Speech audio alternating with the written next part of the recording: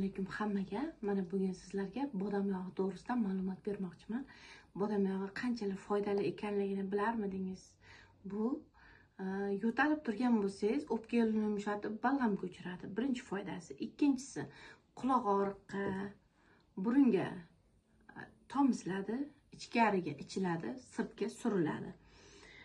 Bodam yog'i juda ham foydali mikroelementga boy bo'lib, juda ham yaxshi. Yelkadagi tuzlarni eritadi, massajlarga juda yaxshi foyda beradi, osteoxondrozlarga. Keyin donaga bilasizmi qancha mag'iz qanchalar foydaliligini? Buni мясорубкаdan o'tkazib olib, shakar qo'shib olasizda, choy qoshiqda 2 mahal ichsangiz bosh og'riqni qoldiradi, saharni me'yorlashtiradi, asablarni tinchlantiradi, uyquni keltiradi.